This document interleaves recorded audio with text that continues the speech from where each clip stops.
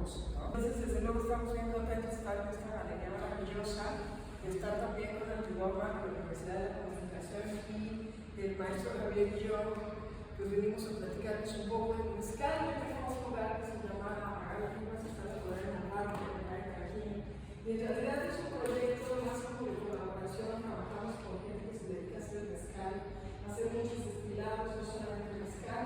A veces la gente dice, es que el mezcal se puso de moda, ¿no? Pues el mezcal tiene 500 años y un 300 años, entonces creo que lo que tenemos que hacer ahora es recuperar estas herencias culturales que tienen una alta calidad y cantidad de información que se ha venido acumulando de muchas comunidades. Entonces, nosotros defendemos la idea de que el mezcal es más que una bebida alcohólica.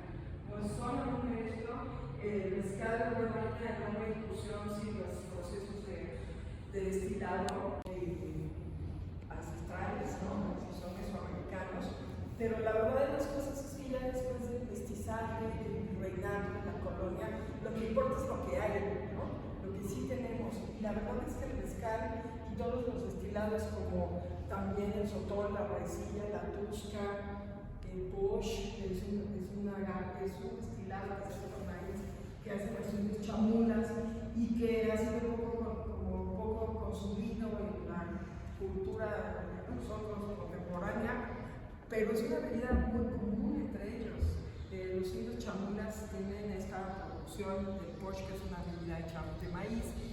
Y lo que es importante en estos procesos es todo lo que se rescata, no solamente es la elaboración. Cuando la gente me dice, ay, es que está muy caro, pues bueno, pues que es caro, ¿no? Aquí tenemos una cadena de producción desde el que lo siembra, lleva la leña.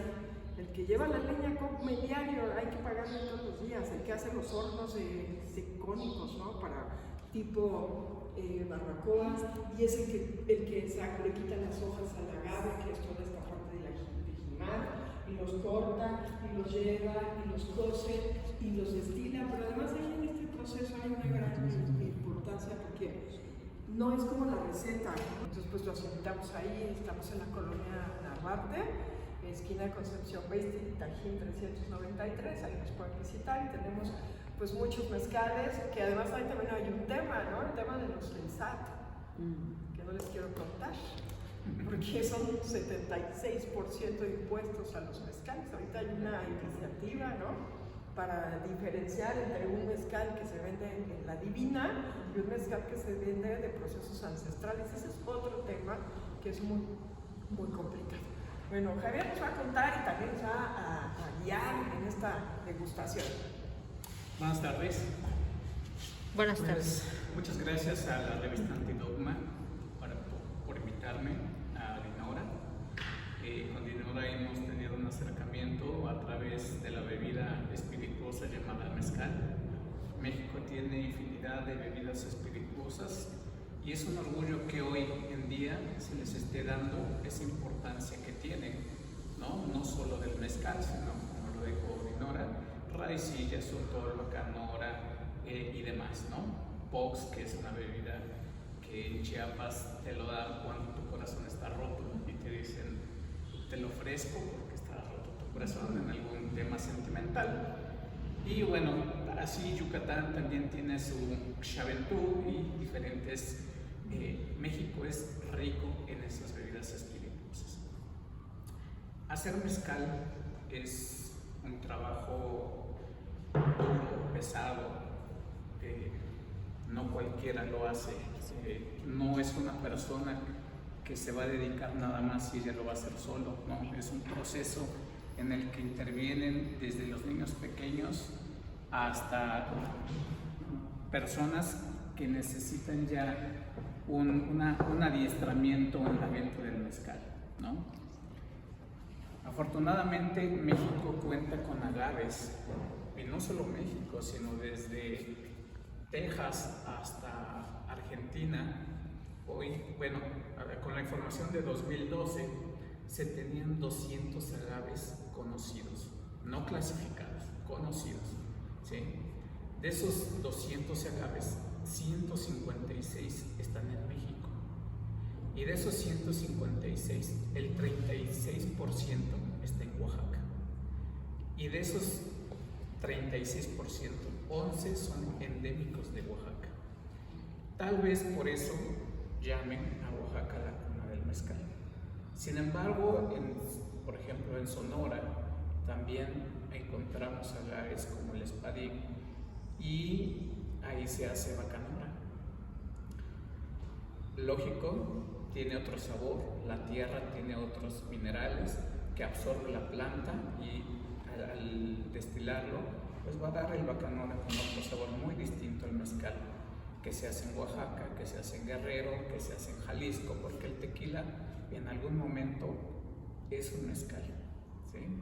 Entonces, le pusieron tequila debido a que la denominación de origen dijo, solo de este agave llamado tequilana, Weber o tequila azul, puedes destilarlo y llamarlo tequila.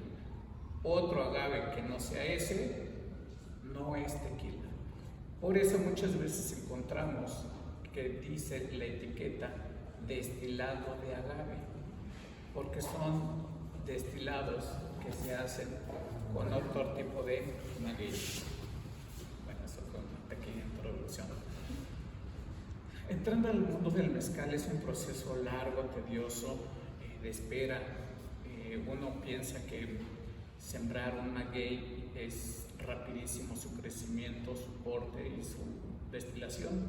Sin embargo, hay magueyes que los puedes cortar a los 6 años, otros a los 12, otros a los 18 y otros hasta los 25 años. Cada uno de esos magueyes te van a dar un aroma, un sabor, un toque y sobre todo uno lo va a percibir de diferente manera, ¿no? Estos agaves, los muy comerciales en Oaxaca, pues, por ejemplo, se llama espadín y es el más comercial que hay. Con él se pueden hacer curados, cremas, se puede tomar solo. Hoy la mixología lo tomó y bueno, pues hace preparados muy ricos, ¿sí? Hay que saber también el manejo de esos aromas y sustancias que los mixólogos y bartender tienen. Y bueno, las bebidas son muy ricas. Sin embargo, en Oaxaca todavía no aceptamos el que le eches refresco a un mezcal de 18 o 25 años. No es que estemos en contra, sino que para nosotros, es decir, es una ofensa porque dices, creció 25 años, nos esperamos 25 años para que le eches algún tipo de soda o refresco. Hazlo con el espadín, no hay problema, porque ese crece a los 6 años, no hay problema, pero no lo hagas con uno de 18 o 25, ¿no? Sin embargo, en algún lugar aquí de la Ciudad de México, en el centro, probé una bebida con un mixólogo que de verdad yo quedé impactado, impresionado por el manejo de todas las sustancias que le puso, y aún así ese agave de 18 años que era un tobalá sabía delicioso, nunca perdió su esencia, su aroma, su fuerza.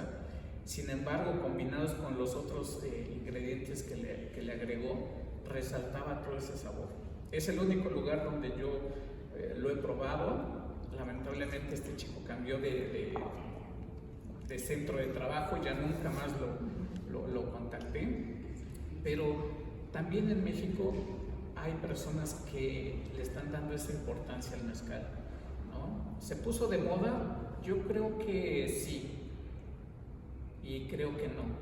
El mezcal siempre estuvo ahí, siempre, ¿no? Hubo un momento en la historia de México, a partir de 1800, que se empezó a prohibir la elaboración de esta bebida en todo México, no solo en Oaxaca. Y esto se debió a un poco antes de la Revolución Mexicana, porque el agave en algún momento te inspira, te da fuerza y te pone un poco valiente y mágico, ¿no? Yo creo que ¡valiente y mágico! Yo creo que era Sí. esa fuerza interna que querían evitar, ¿no? Entonces estuvo un poco prohibido. y realmente el mezcal se escondió y los lugares donde se hacía mezcal eran clandestinos, no eran así como que hoy lo podemos ir a visitar, eran clandestinos. Y bueno, a partir más o menos como de 1980, el mezcal empezó a tomar fuerza otra vez, ¿no? Como que se quitó ese veto y empezó a surgir. Y bueno, pues el mezcal siempre ha estado ahí. Las personas que lo hacen son varias generaciones y pues siempre han estado ahí.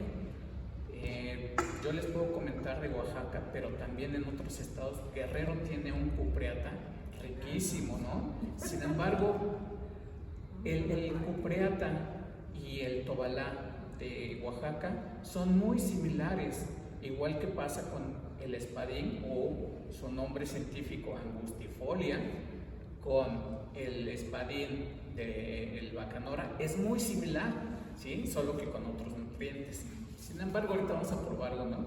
Para que ustedes sientan la fuerza. Se sienten Hoy, mágicos. no sé, exacto, se sienten mágicos. Bueno, hay una, perdón que me meta, pero en Oaxaca, hace ya muchísimos años, no sé, 40 años, 30 años, había un gran orgullo, por ejemplo en Etla, que tenía sus garrafas, y entonces había el orgullo del que conocía al que tenía las garrafas, porque esas garrafas eran muy especiales. Entonces yo en ese momento vendía obras de pintores oaxaqueños. Y los pintores oaxaqueños toman mezcal, es lo que toman, y lo toman en estas jícaras que se van pasando la una con la otra. Entonces yo me tomé todas las babas de Alejandro Santiago, de muchos efectos, ¿no? Pero vaya, a lo que voy es que, como tú decías, realmente siempre ha estado ahí. Lo que pasa es que pasó de ser o prohibido, ¿no? O tener esta calidad de pertenencia, de orgullo único, a ser del público, a pasar a ser, a embotellarse. Incluso se hizo un lugar de mezcales muy interesante, la Mezcaloteca, ¿no? Hay varias. Hoy en día,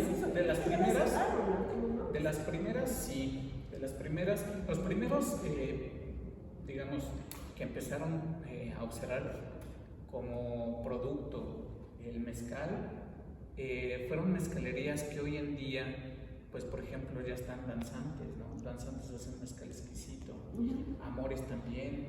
Entonces, nuestro producto, por ejemplo, estaba compitiendo con Amores en el sentido de los sabores, pero todos esos en algún momento también tuvieron que o dar el siguiente paso al nivel o quitarse del medio porque a lo mejor no tienes los recursos económicos, ¿no? Hacer mezcal es difícil porque, por ejemplo, 250 litros de un tepache, que es la fermentación, solo salen de 15 a 20 litros de mezcal, dependiendo de la calidad. Entonces, invierte tú en unas piñas que pesan más o menos entre 60 a 80 kilos y ahorita está más o menos como a 11 pesos el kilo para una tonelada, para que te valga más o menos la pena, ¿no? Porque vas a tener que comprar leña o ir por ella, hay que meterle mucho dinero. Yo me acuerdo de que había un gran orgullo de parte de estas familias.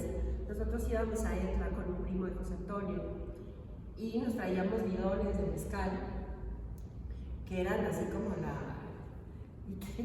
que era muy chistoso porque la gente, cuando le dices es que es de pechuga, creían que les metías pechugas de pollo, entonces te daba mucha risa porque no tiene nada que ver con eso. Y había como una gran mitología, como un desconocimiento enorme. Y a mí me da mucho gusto que el mezcal esté tomando este nivel de bebida internacional, en donde incluso un barman que haya estudiado eso, esté dándole ese prestigio al mezcal y que sepa conservar el sabor al mismo tiempo, ¿no? Eso me parece como muy interesante. Sí, es muy interesante y sobre todo la cultura, bueno, la cultura oaxaqueña durante mucho tiempo también estuvo olvidada, ¿no? Recordemos, yo crecí en los años 80, 90 y el pertenecer a Oaxaca era así como que relégate un poquito, ¿no? Si todavía no perteneces a esta Pero ya estaba Toledo en ese momento, y Toledo le dio sí, una... no éramos Toledo todos ya Toledo, estaba. pero sí, ¿no? No éramos todos Toledo, pero sí todavía No, estaba a esa lo que yo pequeña- voy es que, vaya, independientemente No visualizo hablando del arte. Si todavía no perteneces a esta Pero ya comunidad, estaba Toledo en ese momento, y Toledo le dio sí, una... no éramos Toledo todos ya Toledo, estaba. pero sí, ¿no? ¿Eh? No éramos todos Toledo, pero sí todavía estaba a esa lo que yo voy pequeña. es que, vaya, independientemente hablando del arte y todo esto, yo creo que Toledo tuvo un papel muy importante dentro de el arte en Oaxaca, porque lo puso en el mapa. Independientemente de te guste o no te guste, fuera lindo, fuera mala onda, lo que tú quieras. Yo en especial tengo mucho cariño, mucho aprecio al maestro Toledo, pero ya en ese momento ya estaba Toledo ahí metido, ya estaban los museos funcionando, y creo que el mezcal empezó también a tomar una cierta forma dentro del propio Oaxaca, porque en Oaxaca no te creas que tomaban tampoco mucho mezcal en ese momento. No, la bebida de los oaxaqueños en algún momento siempre ha sido el aguardiente, Así es. ¿no? El aguardiente en los pueblos más comunes se toma en fiestas. El mezcal es muy preciado porque siempre hay una celebración con él, o sea, no es de tristeza, ¿no? Siempre es una celebración, un júbilo el mezcal. Y el aguardiente como que es más común, puedes estar triste, alegre o lo que sea, puedes echarte un aguardientito, ¿no?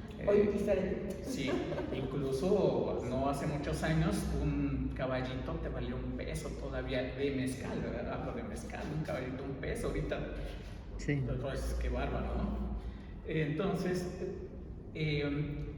gracias también a que la migración de muchos niños hacia Estados Unidos, hacia diferentes partes que se educaron, hoy están regresando y hoy Oaxaca tiene esa imagen, ¿no? Cineastas, no sé, diferentes artistas, ¿no? Pero en algún momento estuvo la migración a punto de extinguir a varios pueblos. Uno de ellos es el de mi mamá, hoy tiene, creo que son 160 habitantes los que hay, nada más. Entonces, estuvieron a punto de perderse. Bueno, el café sufrió muchísimo, precisamente la pérdida en las fincas cafetaleras, se recibían las familias completas y había escuelas dentro de las fincas, y en esas fincas entonces los niños tenían colegio y las mujeres y los hombres piscaban el café, y era toda una cultura distinta. Y viene el problemón del café en Oaxaca y se viene para abajo tremendamente. Eso fue muy triste. ¿Eso por qué años sería? También los 80, ¿no? Pues más o menos yo creo que como los 90 más bien, Sí, ¿verdad? donde también el café se escondió, y de hecho lo encontrábamos en la sierra. El café se encontraba en la sierra, sí. Usted pasaba en un camino y no sabía que al lado era cafetal, o sea, entonces todos estaban escondidos ahí. De repente salían, sobre todo en Huatulco, ahí salían con sus bolsitas y no quiere café, y tú decías, pero ¿de dónde? Pues no hay aquí, ¿no? Pues sí, estaban escondidos ahí mismo. El problema del café es que a finales del siglo XX y principios del siglo XXI el precio internacional del café empezó a bajar mucho, y los cafetaleros de esas zonas no podían pagar a los trabajadores migratorios. El café se pisca con trabajadores migratorios, no tienen, van la temporada, piscan y se van a otro lado.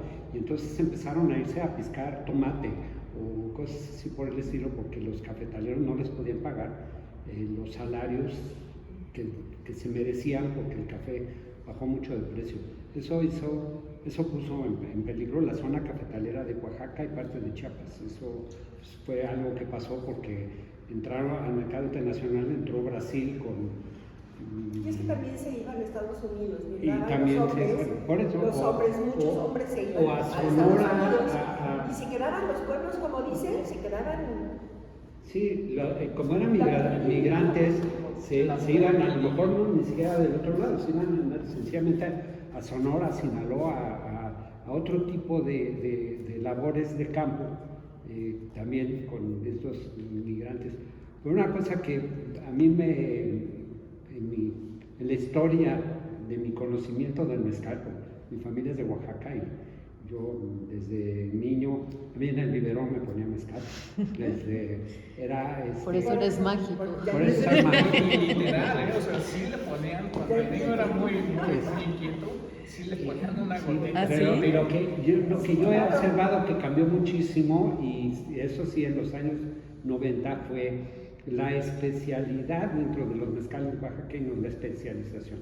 Había espadín, había el de pechuga, que era el mejor, y había el blanco, o sea, que era el de minas, el minero. Había 3 categorías, y si bien podía uno decir, bueno, este es de dónde es de Ocotlán, es de Jutla o es de Matatlán, y si acaso de San Baltasar. Y esas eran las distinciones.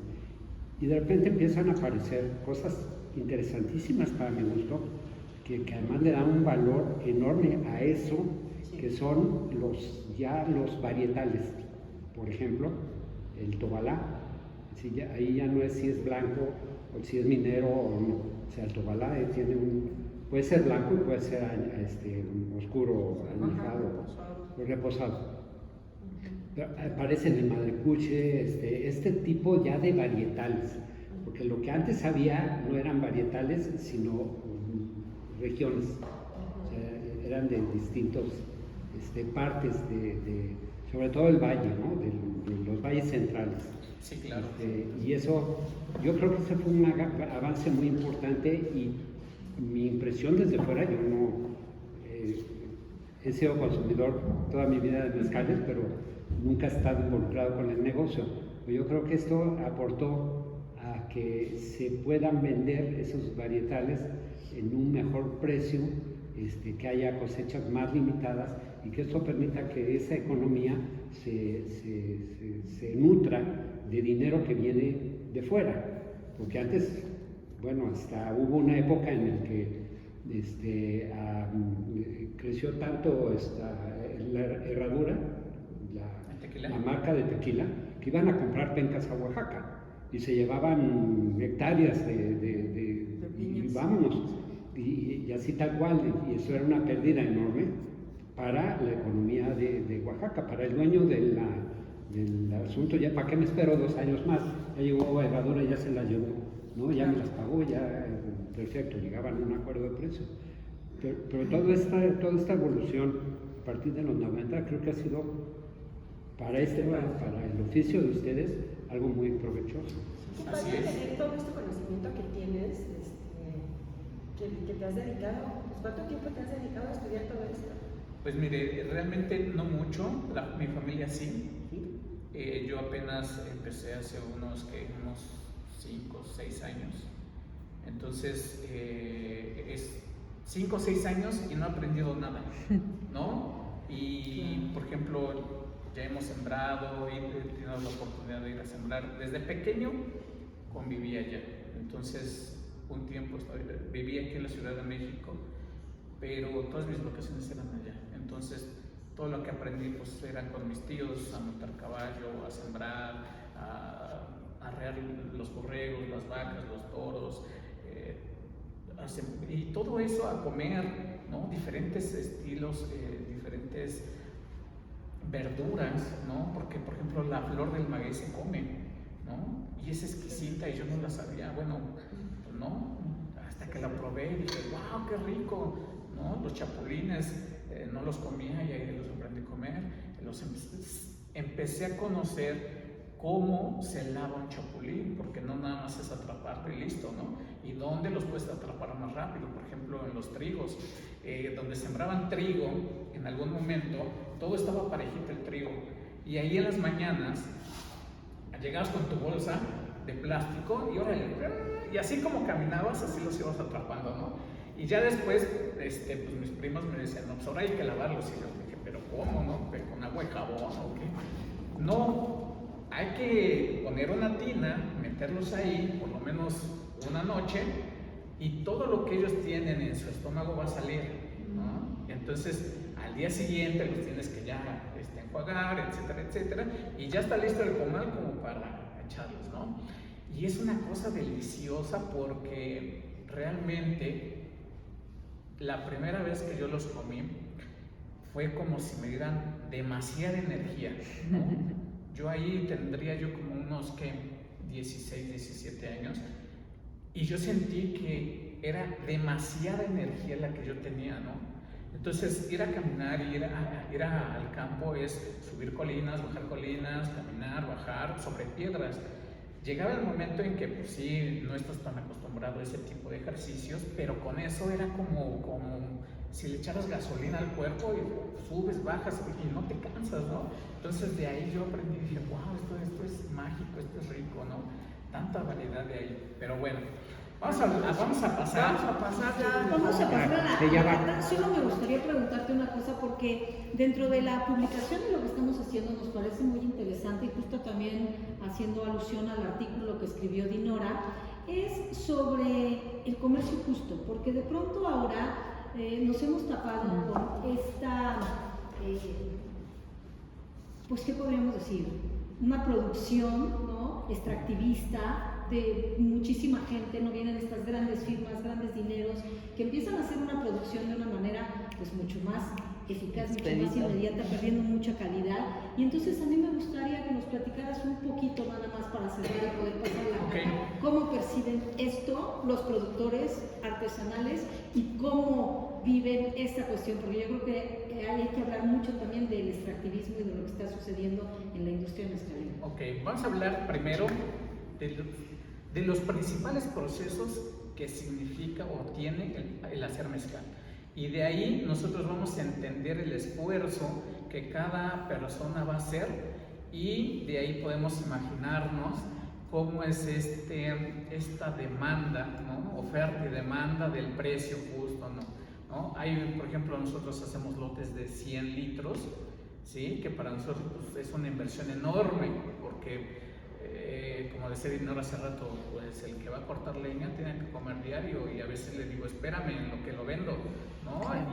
Y no solo él, sino el que me ayudó a recolectarlo también, porque me alquiló su mulita o su burro para ir, porque hay dos escenarios de la siembra del agave. Vamos a empezar por ahí. Puedes sembrar en un cultivo fijo, es decir, en un terreno tuyo. Y la otra es, puedes ir a cultivar a la sierra. Hay magueyes que ya se domesticaron, sobre todo el espadín, y pueden crecer atrás de tu patio. Hay magueyes que todavía no, están en el proceso a través de hoy la biología y la química, están tratando de domesticarlos, pero esos agaves silvestres, pues hay que ir a buscarlos, ¿no? Y no puede entrar a lo mejor una camioneta, ¿no? Entonces tienes que bajarlos con un burrito o tienes que cortarlos en 4 partes. Y bueno, ese es el primero, la recolección. La recolección son de 2 maneras, yo les comenté. La segunda es la cocción. Bueno, ¿cuántas personas intervienen en la recolección? Niños, mujeres, adultos. Las mujeres hoy en Oaxaca, bueno, siempre han sido un apoyo y sustento de la familia. Hay muchas comunidades, la mayoría son matriarcados, y bueno, la mujer es la que, el hombre puede estar ahí y decir una cosa, pero si la mujer no quiere, pues no se hace, ¿no? Entonces la mujer hoy le ha metido el hombro al hombre y lo ha empujado a la educación de los niños, que en algún momento, a través de una migración, se quedó solita con los niños, y ella era la que, órale, y vas y haz. Entonces esos niños hoy están domesticados por sus mamás, ¿no? Entonces, si la mamá dice, ve y me traes 2 cargas de leña, son 2 cargas de leña que no sé cómo le va a hacer. Pero si el papá le dice, ven por 2 cargas de leña, como que dice, sí, ¿no? Entonces, es esa parte. ¿Cuántas personas intervienen? Hasta 20, ¿sí? En algún momento que quieras comprar agave y quieras decir, ¿quién vende agave? Muchos van a salir y van a decir, yo, ¿cuánto quieres? ¿De cuál quieres? ¿Sí? Y son familias completas. Entonces, ahí es el precio justo, ahí empieza. El segundo proceso es la cocción.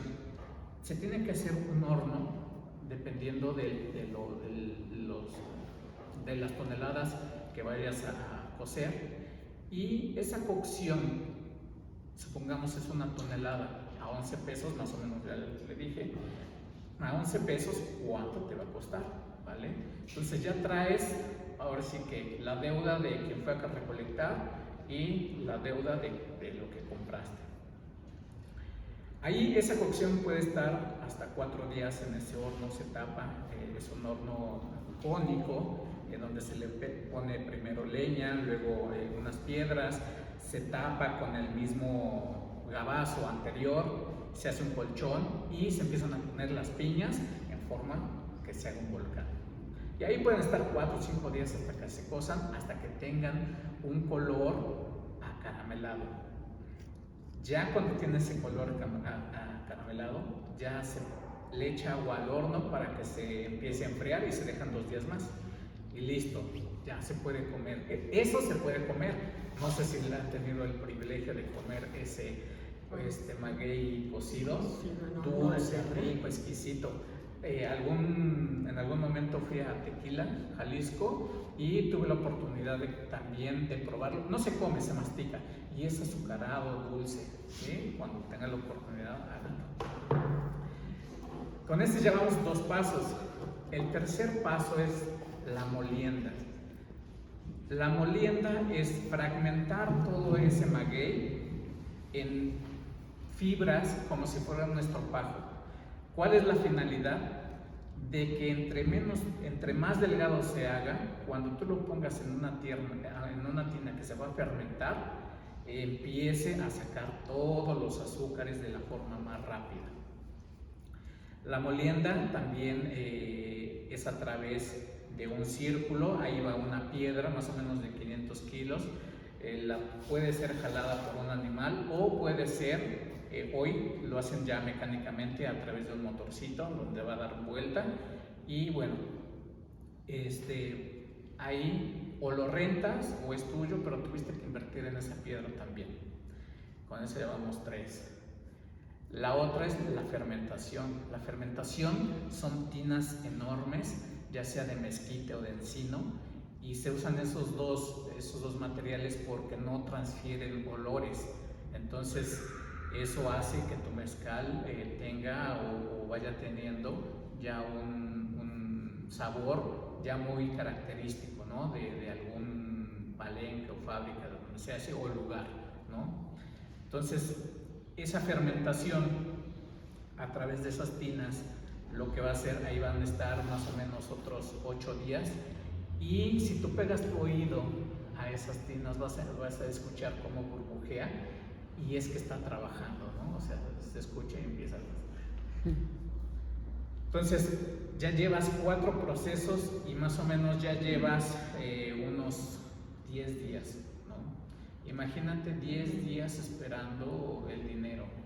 Bueno, ya que está fermentado y ya todo ese es como un color a tepache, todos conocemos el tepache, un color a tepache, lo sacas y lo pones, vamos a destilarlo, ya sea en destiladores de cobre, que también es otra inversión que tienes que hacer, o destiladores con ollas de barro. El barro también tienes que comprarlo, entonces en ese precio justo se va aumentando todo esto. Y en estos destiladores, a nosotros nos gusta mucho destilar en ollas de barro porque al ser poroso te da un sabor ahumado. Y en el cobre, al ser un metal y no ser poroso, sientes más la riqueza alcohólica que el sabor. Entonces, eso es lo que es la gran diferencia. Y por último, ya que tienes eso, pues ya lo envasas. Pero también hay dos opciones, ¿no? De envasar a mano o en una envasadora. ¿Qué tienes que hacer? Tienes que filtrar primero todo tu líquido, porque en algún momento pues puede pasar, o el polvo puede no contaminar, sino ensuciarse un poco las tinas, ¿no?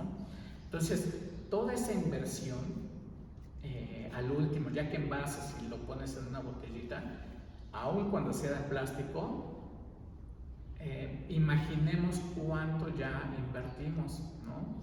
Más los 6 años que estuvimos cuidando el maguey, porque hay que cuidarlo, que no se lo roben, cuidarlo, que no les llegue alguna plaga, algún insecto que lo puede devorar o matar, cuidar, limpiar todo el maguey todos los días, ponerle agua y etcétera, etcétera. Entonces, cuando tú dices el precio justo, ¿cuánto puede ser un litro? Híjole, está como que muy variada las opiniones, ¿no? Cuando dicen está a 50 litros, muchos productores comentan, ¿será agua? ¿Será lo último que queda? ¿No? Porque un litro de mezcal, pues a granel, por ejemplo, más o menos hoy, 45 grados, está como en 220, ¿no? Aproximadamente al mayoreo. Entonces, pero decir precio justo, yo ya les comenté cómo estuvo y ya cada uno decidirá el precio, si es justo o no es justo, ¿no? Yo nada más así súper rápido, lo que ha funcionado es hacer cooperativas. Entonces, por ejemplo, en Guerrero hay una cooperativa que se llama Mujeres, que está trabajando justamente para que ellos mismos sean los que se protegen, ellas, que no les lleven sus agaves y que no, porque también en el Estado de México, en Malinalco, hay mucho agave, pero como no les dejaban, no les han dado la autorización de que le pongan mezcal, lo que hacen es que se los llevan a Guerrero, porque es muy frío. Entonces lo que ha funcionado es hacer cooperativas para entre ellos generar todo el proceso, incluso hasta el envasado, y estar evitando intermediarios. Pues vamos a la práctica. Y no hablamos de los impuestos. No, eso de ahí. no es sobre.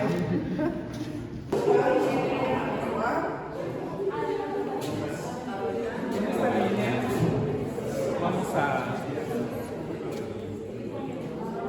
vamos a tener un mezcal muy suave. Si gustan pasar. Adelante, bienvenidos. Es un mezcal muy suave que les va a permitir conocer el aroma, pero no sentir tanta graduación alcohólica. No pierdan sus vasos porque lo que sigue está muy bueno. Además, salimos del mezcal. Ese es un mezcal de Oaxaca, destilado de barro, 45 grados. Este es de 38 grados. Es muy suave para un mezcal. En Oaxaca, por lo regular, se acostumbra de 45 para arriba. Nosotros usamos porque mucha gente en la Ciudad de México no está acostumbrada a un grado alcohólico tan grande, ¿no? Entonces, van a pasar y van a tomar un palillo y van a probar una sal de chapulín y una de gusano, que es con la que se toma. ¿Qué vamos a hacer? Lo que vamos a hacer es, el palillo lo vamos a tomar de la mitad del medio, vamos a humedecer esta parte, vamos a poner nuestro palillo en este. La naranja es de sal de gusano y la más oscura es de sal de chapulín. Una vez que probemos la sal de gusano o chapulín, como ustedes gusten, le damos la vuelta y hacemos el mismo procedimiento. Y esto por medidas sanitarias. Y bueno, los que son así muy mezcaleros, pues ya sabrán que lo primero es meter la nariz al vasito. Y es muy importante, funciona muy bien hacer como hueso, ¿no? Que ya como. Y cada vez va cambiando un poco el aroma, ¿no? ¿Cuáles son las notas que tenemos? ¿No? Esto está destilado en barro. Y siempre pues dice, ¿no? Pero me arreglo, ¿no? Besitos. El mezcal, exacto, al ser una graduación alcohólica fuerte, arriba de los 45 grados, se toma muy despacio, porque estamos acostumbrados a lo mejor a un shot de tequila que está entre 36 y 38 y te lo puedes tomar y a lo mejor no sufre tu garganta, ¿sí? Pero ya 45, 50 grados sí ya sufre tu garganta, que dice, me falta el aire, ¿no? Aquí le faltó aire. Ah, sí, claro. Y bueno, pues también lo importante es que el primer trago se tome con saliva. O sea, hago yo saliva primero, lo mantienes la saliva, das el trago y lo paseas. Cuando te preguntan, ¿con qué mezcal hago shot? Con ninguno. Tampoco el tequila es para shot, eso es como de Pedro Infante, pero realmente me ha dado mucho problema porque ningún más, de hecho el tequila es técnicamente un mezcal, los procesos son igualitos, ¿no? Entonces hay que cuidar un poco el sabor de la boca y luego pasar. Ustedes se preguntarán qué pasa con la naranja, por qué tan afamada la naranja. Es por lo que dice Nora, hay que salivar. ¿Qué pasa si tu garganta está seca y te tomas un trago de mezcal? Te va a empezar a faltar el aire, ¿sí? Por eso es el tequila en el limón y el mezcal con naranja es para salivar, para que tengas húmedo esto, ¿sí? Y al que te tomes, en el momento en que te tomes tu shot, no sirvas esa falta de aire por ese sabor que te aparece. Entonces, acabamos de probar un mezcal de 38 grados, que como les digo es el más bajito en riqueza alcohólica que tenemos, y lo usamos porque muchos no están acostumbrados a 45-50 grados. Tiene doble destilación, es decir, hacemos una destilación y en esa primera destilación sale a 70 grados. Y se puede tomar, sí se puede tomar. No se recomienda que se acabe una botella a 70 grados porque igual se puede cocer por ahí nuestro intestino. Pero sí, un shot sí se puede tomar, ¿sí? No se recomiendan más de 3 shots porque cuando uno lo destila y en el momento de los 70 grados acerca su vaso y se lo toma, no lo va a sentir porque está tibio o calientito. Entonces uno lo va a tomar y va a sentir rico. Y usted puede decir, esto no está a 70 grados, te sirves otro, esto no está a 70 grados y en el tercero te quieres levantar y entonces sí, ¿no? Vas a visitar al suelo. Entonces, sí, adelante. Humedezca primero en esa parte y luego... Sí, claro, aquí está, adelante. Si alguien quiere probar... Sí. Ya sea, ese es el gusano y este es el chapulín. Igual aquí hay dos pequeños. Con la naranjita. Ahora dale vuelta a su palillo, el mismo procedimiento y se va el chapulín. ¿Quieres salecita? Adelante. ¿Y qué función hace la sal? La sal es lo mismo, empieza a salivar. ¿Sí? Por eso es la naranja con sal. Entonces es el efecto que te da salivar y que esté húmedo tu paladar para que no te agarre tan reseco, ¿no? Y también otra, pues es algo que deberíamos todos de hacer es, al tomar cualquier bebida, es estar bien hidratados todos, ¿no?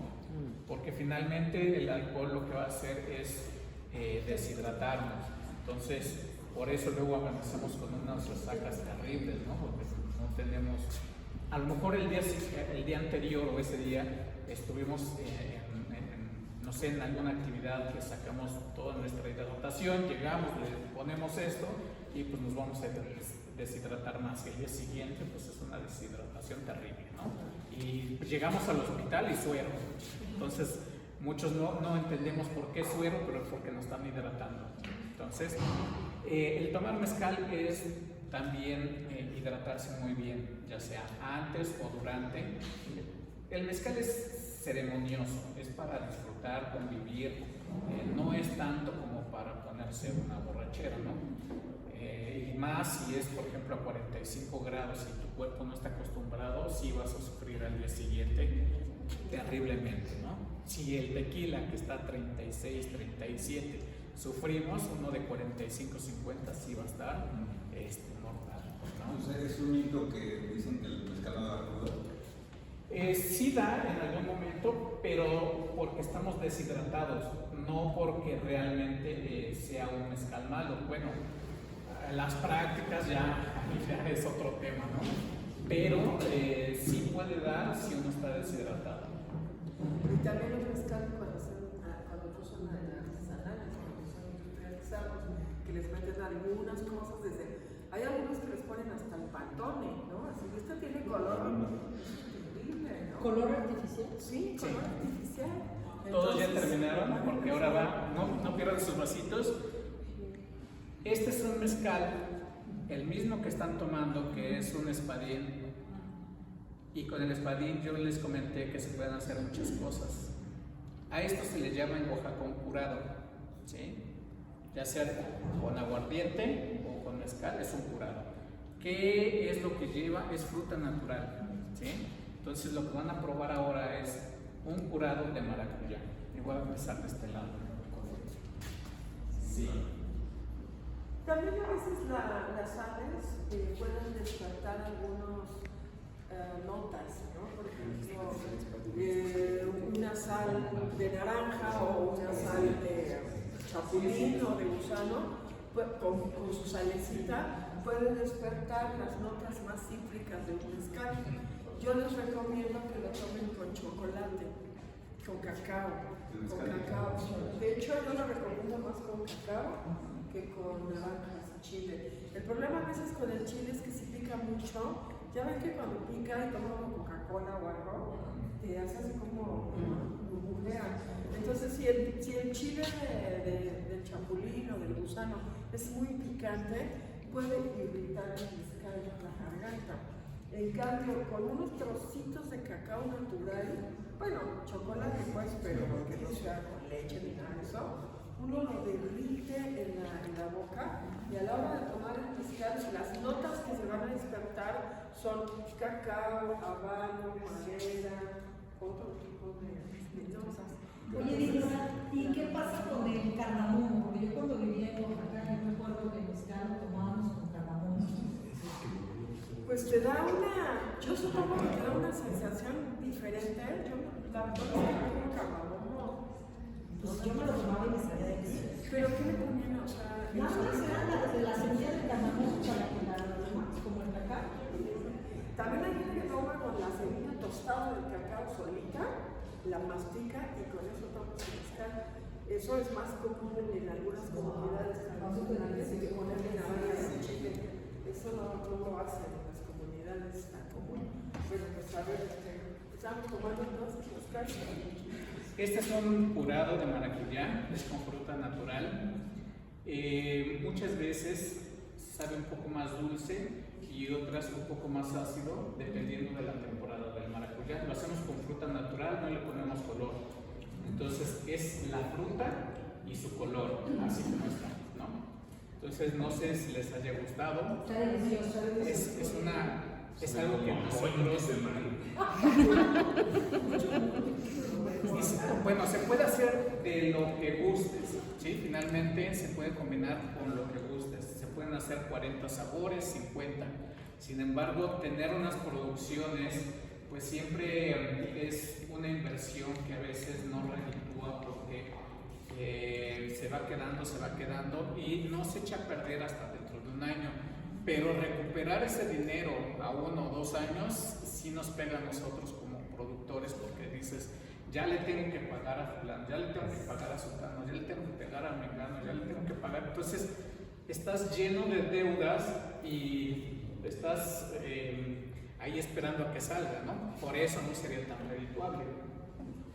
Bien, ahora lo que vamos a hacer es, vamos a guardar nuestro vaso y vamos a pasar y vamos a tomar otro vasito porque vamos a degustar un mezcal del estado de Guerrero, el llamado cupreate, ¿sí? Es un maguey más o menos por aquí a esta altura, son unas hojas anchas y sus puntas son de color cobre. Entonces, guardemos ese, o si gustan dármelo y ahorita lo tiro a la basura, y pasemos y tomemos uno nuevo, que ya está aquí. ¿Este ya no lo vamos a usar? No, ya no lo vamos a usar. Bueno, O bueno, sí, guárdenlo, ¿sabes por qué? Porque ahorita les voy a dar uno de tamaño.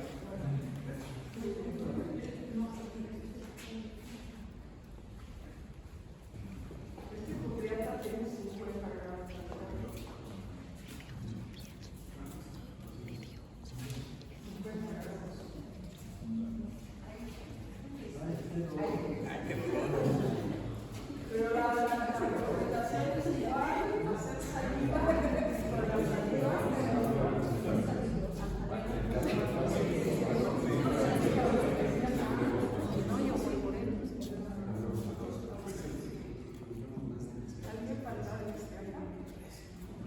este sí ya está más. Salud. Este sí está más. Sí. Pues salud, oigan, salud y muchas gracias por acompañarnos. Sí. Muchas gracias por acompañarnos. Si pueden, ahorita ya el paladar Gracias, Pati. fue de menos a más. Primero fue uno de 38, a lo mejor no le sentimos el gusto, o a lo mejor sí. Pero pues estábamos 50. ¿Y cuántas respiración? ¿Una? dos. ¿El primero era 38 grados? El primero 38 y a lo mejor muchos lo sintieron muy suave, no les gustó.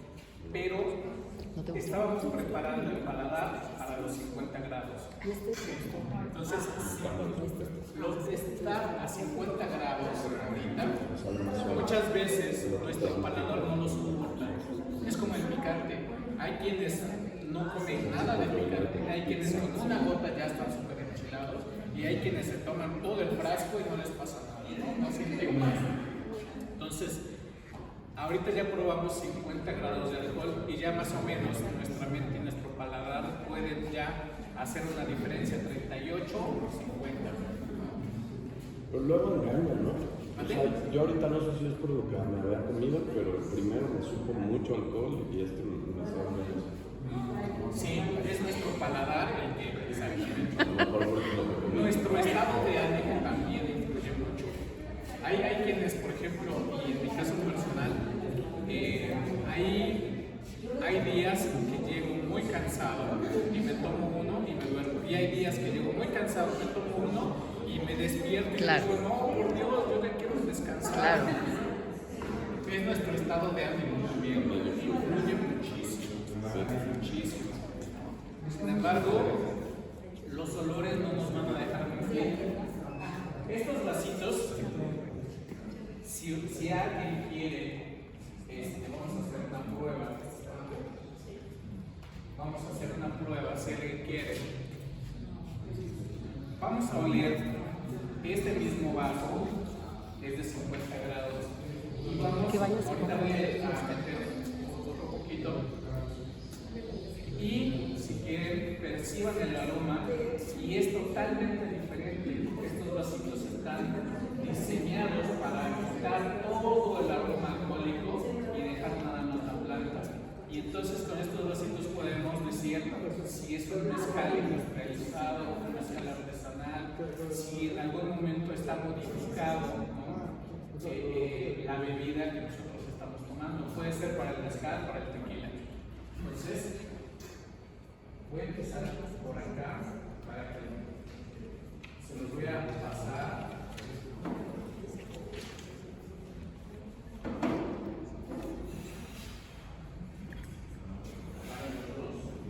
Y solo vamos a ver.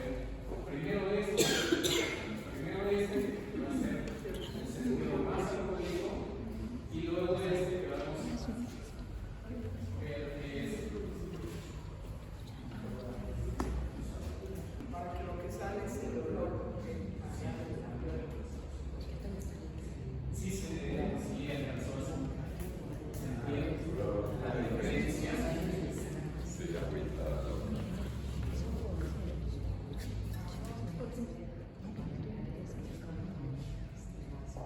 Hay un mito que dice que el mezcal en plástico, mito un poco, ¿qué pasa? Si lo almacenamos en plástico, puede perder algún tipo de olor. Hay PET que es de mala calidad y sí puede traspasar o transferirle ciertos olores, pero para transportar de un lugar a otro, el plástico es lo ideal, ¿sí? No para almacenarlo, pero sí para transportarlo, ¿sí? En algún momento que ustedes quieran comprar a granel sin ningún problema, se puede hacer para transportar mezcal, sí se puede en plástico, no para almacenarlo, ¿sí? Digamos que una vez que lo traes en el plástico, lo tienes que trasladar a la botella. A tu botella, licorero, lo que sea. O acabar con él. Bien, para eso se usan estos pequeños vasos que a lo mejor en algún momento ustedes lo pueden ver en Liverpool con una marca que se llama Ryder. Más o menos cada vaso, no sé, ahorita cuánto ande, creo que está como en 500 pesos, algo así. ¿No? Ya se pusieron mágicos, ya Pero bueno, esa es la intención de que ustedes prueben el mezcal y que se acerquen. La intención es de que si alguno no lo conozca, que lo vaya conociendo, porque el mezcal hay muchos mitos alrededor de él y pues hay que quitar esos mitos, ¿no? Probándolo. No hay otra más que probarlo, ¿no? Probándolo.